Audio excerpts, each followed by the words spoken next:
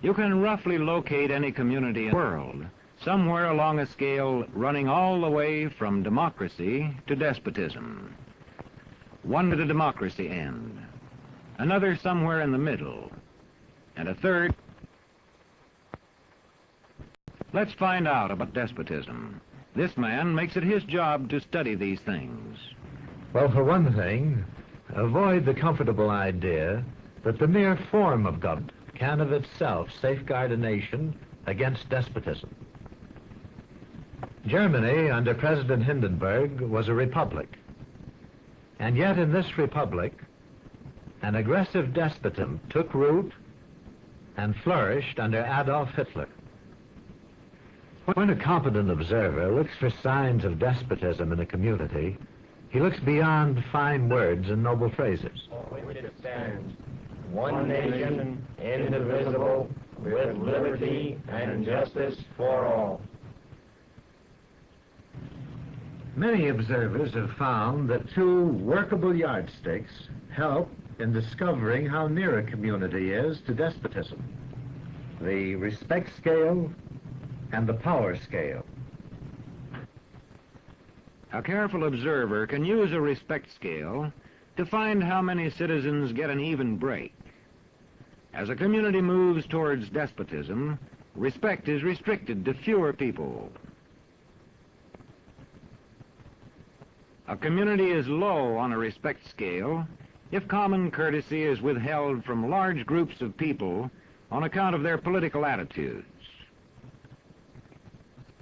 If people are rude to others because they think their wealth and position gives them that right, or because they don't like a man's race or his religion.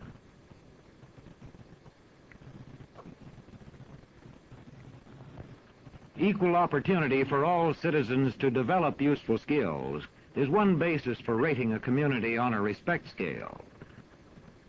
The opportunity to develop useful skills is important, but not enough. The equally important opportunity to put skills to use is a further test on a respect scale.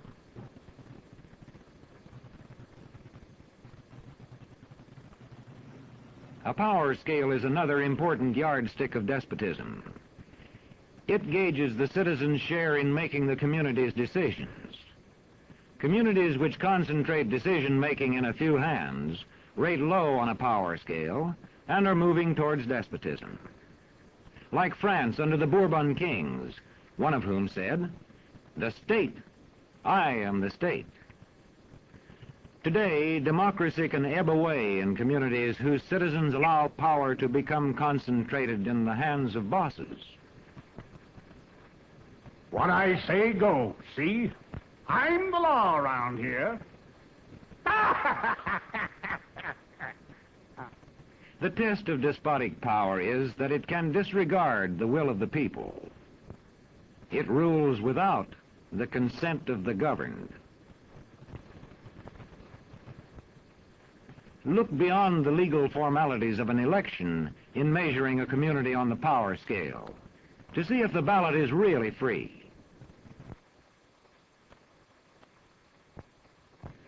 If the citizens can vote only the way they're told, a community approaches despotism. When legislatures become ceremonial assemblies only and have no real control over lawmaking, their community rates low on a power scale.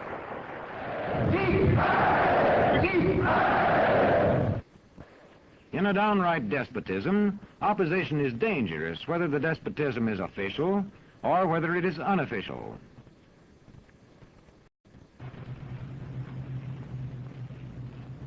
The spread of respect and power in a community is influenced by certain conditions, which many observers measure by means of the economic distribution and information scales. If a community's economic distribution becomes slanted, its middle-income groups grow smaller, and despotism stands a better chance to gain a foothold. Where land is privately owned, one sign of a poorly balanced economy is the concentration of land ownership in the hands of a very small number of people. When farmers lose their farms, they lose their independence. This one can stay on, but not as his own boss anymore.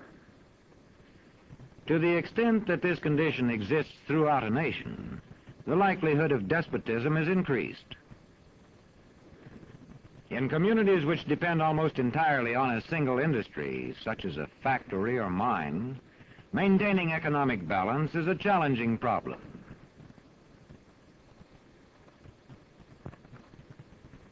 If this condition exists over the nation as a whole, so that the control of jobs and business opportunities is in a few hands, despotism stands a good chance.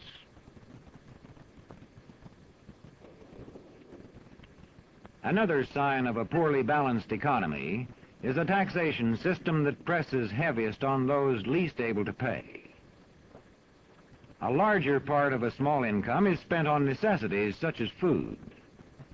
Sales taxes on such necessities hit the small income harder. In the days of the salt tax, feudal despotisms were partly sustained by this and other effects.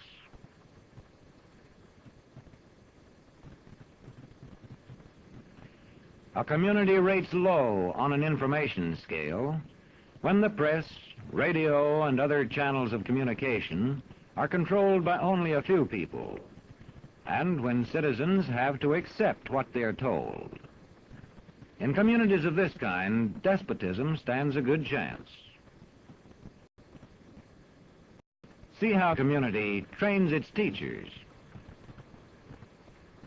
Bear this in mind. Young people cannot be trusted to form their own opinions. This business about open-mindedness is nonsense. It's a waste of time trying to teach students to think for themselves. It's our job to tell them. And when teachers put such training into practice, despotism stands a good chance.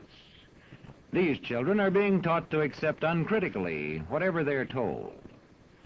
Questions are not encouraged. How can you ask such a question? Have you got a textbook? Yes, ma'am. Does it say here that our law courts are always just? Yes, ma'am. Then how dare you question the fact? Sit down. And so we aren't surprised when... But it must be true. I saw it in this book right here. And if books and newspapers and the radio are efficiently controlled, the people will read and accept exactly what the few in control want them to. Government censorship is one form of control. A newspaper which breaks a government censorship rule can be suspended. It is also possible for newspapers and other forms of communication to be controlled by private interests. I thought I told you to kill that story. It'll cost us a lot of advertising. If that story goes out, I quit. All right.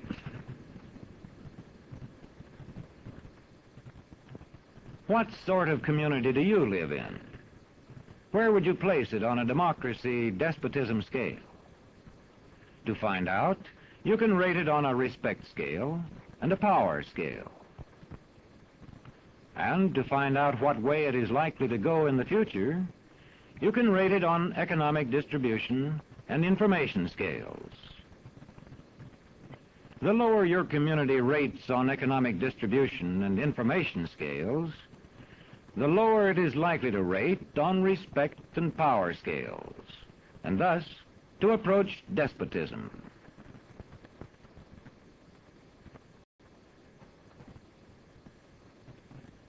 What happens in a single community is the problem of its own citizens. But it is also the problem of us all, because as communities go, so goes the nation.